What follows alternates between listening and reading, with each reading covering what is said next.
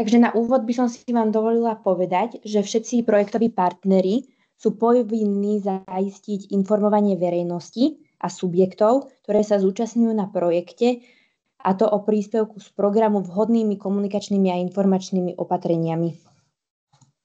Čo sa týka legislatívneho rámca, vyplýva, alebo teda ide o nariadenia Európskej komisie, ktoré si viete dohľadať, a taktiež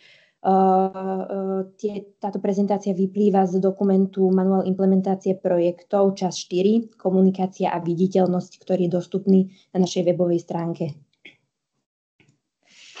Začala by som teda povinnosťami, ktoré vyplývajú z nariadenia Európskej únie. Projektovým partnerom z nariadenia vyplýva používanie loga programu, a to počas celej realizácie aktivít, ktoré sa týkajú publicity, transparentnosti a komunikácie. Ďalej je vašou povinnosťou zverejňovať stručný opis projektu na webovej stránke projektu, alebo v prípade, že disponujete sociálnymi sieťami, aj na sociálnych sieťach. K krátkemu opisu sa ešte dostaneme v nasledujúcich slajdoch, čo má obsahovať. Ďalej ste vlastne povinní zverejňovať informácie o príspevku z programu v dokumentoch a v informačných materiáloch, ktoré sú spojené s realizáciou projektu a ktoré sú určené pre verejnosť alebo pre účastníkov viditeľným spôsobom. Musíte taktiež umiestniť trvalú informačnú tabulu alebo pamätnú tabulu obsahujúcu logo programu na verejne dostupnom mieste. Toto je potrebné spraviť bezodkladne po začatí vecnej realizácie projektu, a to v prípade, ak sú plánované investície, fyzické investície alebo nákup vybavenia a v prípade projektov s hodnotou nad 100 000 eur. V prípade, že sa na vás nesťahuje vyššie uvedené, stačí aspoň umiestnenie jedného plagátu vo forme minimálne A3 alebo rovnocenné elektronické zobrazenie s potrebnými informáciami na verejne dostupnom mieste. A posledným bodom je v prípade, že je váš projekt so strategickým významom alebo projekt s celkovou hodnotou presahujúcou 5 miliónov eur, je z vašej strany potrebné usporiadanie informačného podujatia a vlastne zapojenia nás do tohto podujatia. Musíte nás informovať s dostatočným časovým predstihom, teda riadiaci orgán, a my následne informujeme národný orgán a aj zástupcov Európskej komisie o vašom informačnom podujatí. Ďalšími povinnosťami, ktoré vám vyplývajú, je vždy vlastne symboly, loga a text o financovaní umiestniť na prednej strane predmetu. Je dôležité, aby ste zachovali proporcionalitu medzi logami, takže v prípade, že máte ako partneri vlastné logo, alebo v prípade, že budete mať v rámci projektu logo, treba, aby aj s našim programovým logom mali všetky rovnakú veľkosť.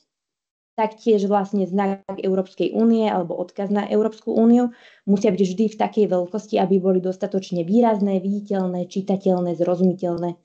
Vlastne už aj v našom loge programu je odkaz na Európsku úniu, takže tým pádom je to v poriadku.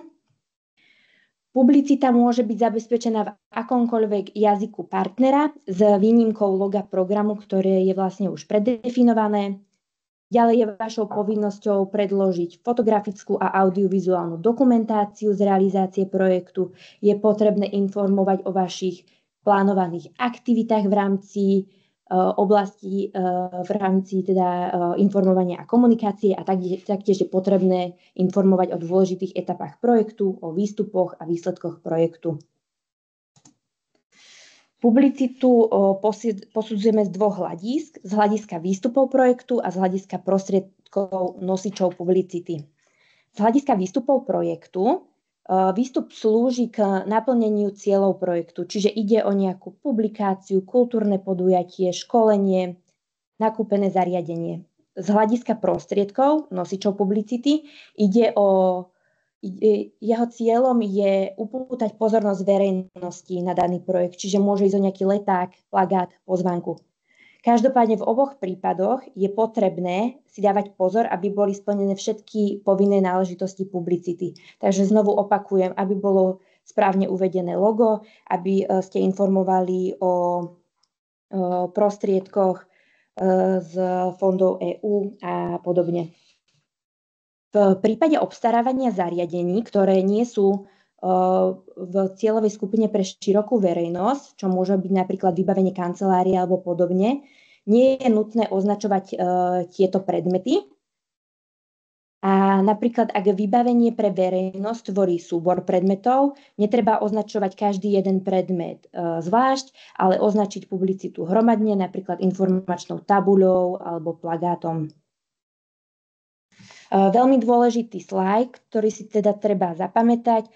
V prípade nedodržania povinností z oblasti komunikácie a viditeľnosti, ktoré vyplývajú z nariadení, alebo teda nerealizovania nápravných opatrení, môže riadiaci orgán pristúpiť k zníženiu príspevku, ktorý bol poskytnutý danému partnerovi. A to vo výške až 2% z celkovej sumy poskytnutého príspevku. Spôsob zaistenia publicity podľa typu projektu.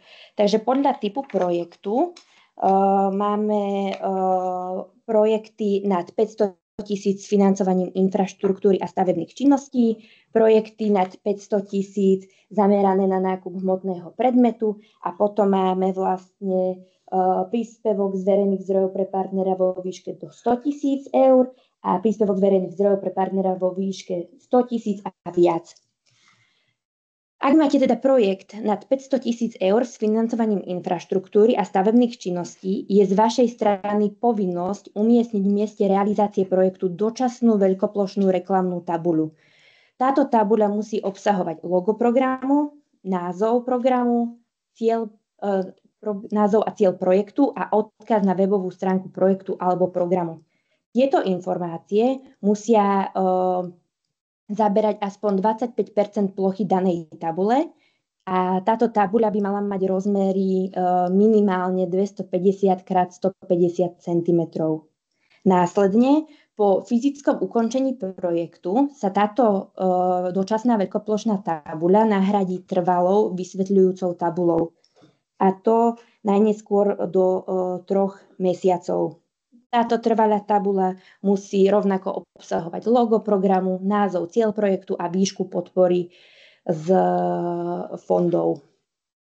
V tomto prípade limit 500 000 sa vzťahuje na celý projekt. Následne máme teda projekty nad 500 000 zamerané na nákup hmotného predmetu. Tu ste ako projektoví partneri povinní umiestniť v mieste realizácie projektu dostatočne veľkú, stálu vysvetľujúcu tabuľu, a to najneskôr do 3 mesiacov po fyzickom ukončení aktivít projektu. Táto trvalá tabuľa musí taktiež obsahovať logo programu, názov a cieľ projektu a výšku podpory z fondov. A taktiež v tomto prípade platí, že tieto informácie musia zaberať aspoň 25% plochy tabule. Ďalej to teda delíme príspevok z verejných zdrojov pre partnera vo výške do 100 000 eur. V tomto prípade musí partner projektu umiestniť počas realizácie projektu na viditeľné miesto, napríklad pred vstupné priestory do budovy, reklamnú tabuľu alebo plagát, a to s minimálnym rozmerom 60 x 50 cm. Taktiež musia byť splnené základné informácie o projekte, aby tam bolo logo programu a tak ďalej. A druhý prípad je teda príspevok z verejných zdrojov pre partnera vo výške 100 000 eur a viac. V tomto prípade umiestni partner na mieste realizácie projektu reklamnú tabuľu alebo plagát s minimálnym rozmerom 150 x 100 cm, taktiež s informáciami o projekte. Posunieme sa na webovú stránku projektu, kde vlastne projektový partner informuje verejnosť o projekte a taktiež môžeme informovať aj prostredníctvom sociálnych sietí, ak sú k dispozícii. Sociálne siete musia teda spĺňať rovnaké prvky publicity ako webová stránka, takže tiež uviesť logo, taktiež uviesť informáciu o financovaní z fondov EÚ. Odporúčame vám informácie o projekte na stránkach pravidelne aktualizovať a taktiež sa odporúča v prípade, že na sociálnych médiách zdieľate nejakú pozvánku na podujatie, na nejaké úvodné podujatie projektu alebo podobne, zdieľať v popise odkaz na krátky opis projektu, ktorý vlastne ste povinní zverejniť na svojej webovej stránke. Čo sa týka samotného opisu, má obsahovať nasledujúce náležitosti, a to ciele projektu, želané výsledky projektu, informácie o výšku finančného prostriedku z teda Európskeho fondu regionálneho rozvoja, logo programu a webovú stránku programu. Tento opis je potrebné dať na stránku na začiatku realizácie projektu a taktiež dávam opäť do pozornosti, že logo programu musí byť viditeľne dostatočne. Používanie loga. Logo je teda potrebné používať vo všetkých informačných a propagačných materiálov a musí byť dostatočne viditeľné a spĺňať podmienky, ktoré sú uvedené v dokumente Design Manuál. Tento dokument nájdete taktiež na našej webovej stránke v rámci manuálu implementácie projektu číslo 4. Sú to veľmi jednoduché pravidlá, ako logo treba správne umiestňovať na predmety. Taktiež tam máte aj farebnú škálu loga a podobne. V prípade, teda, ak máte logo projektu, je potrebné vždy použiť aj logo programu, pričom logo programu nemôže byť menšie ako logo projektu. To teda ešte raz opakujem. A pre informáciu všetky loga nájdete na našej webovej stránke. Máte tu priložený link. Príklady správneho zaistenia publicity. Veľmi dôležité je, že všetky tlačené výstupy, teda publikácie, či už pôjde o brožúry, knihy alebo obal CD, je potrebné na ich prednú stranu uviesť nasledujúce výrazy, a to je, že ide o bezplatnú publikáciu a taktiež, že výhradnú zodpovednosť za obsah tejto publikácie nesú jej autori a nedá sa stotožniť s oficiálnym stanoviskom Európskej únie. Tu upozorňujem, že je potrebné, aby tieto výrazy boli uvedené na prednej strane obalu, nie vo vnútri brožúry alebo na poslednej strane. V prípade teda, že už máte danú publikáciu vytlačenú, je potrebné o nej informovať technický spoločný sekretariát a poslať jednu kópiu. V prípade teda elektronickej verzie poslať odkaz na ňu s monitorovacou správou na úrovni projektu, ak ju máte zverejnenú na webovej stránke alebo podobne. Čo sa týka podujatí, ktoré organizujete, je potrebné pri podujatiach vyvesiť vlajku Európskej únie alebo inštalovať informačnú tabuľu so základnými informáciami a taktiež je potrebné účastníkov slovne informovať o príspevku Európskej únie. V prípade podujatí, ktoré sú realizované nami, programom alebo Európskou komisiou, je z vašej strany v budúcnosti potrebná spolupráca. Môže ísť napríklad o Deň európskej spolupráce, ktorý býva zväčša v septembri, alebo sú rôzne podujatia, súťaže, ktoré organizuje Európska komisia. V prípade špecifických prípadoch zaistenia publicity je z vašej strany potrebné ich vopred odkonzultovať s spoločným sekretariátom. Môže ísť o rôzne formy, napríklad v prípade krojov, kedy by vlastne povinná publicita logo mohlo znehodnotiť tento druh ošatenia, alebo v prípade niektorých druhov materiálov, kedy by logo vyzeralo neesteticky, alebo by sa ani nedalo priamo do toho materiálu vyrezávať. Všetky takéto špeciálne formy ešte pred samotnou tlačou je potrebné konzultovať so spoločným sekretariátom. Ešte vám poviem pár informácií k používaniu jednoduchého jazyka. Ide o to, keď váš projekt komunikujete so širokou verejnosťou, je potrebné sa vyhnúť zložitým odborným výrazom, ktorým by vlastne široká verejnosť nemusela rozumieť. Snažiť sa nepoužívať v bežnej komunikácii napríklad nejakej pozvánke na nejaké podujatie oficiálny štýl a taktiež si dávať pozor na šablonovité a obvyklé frázy.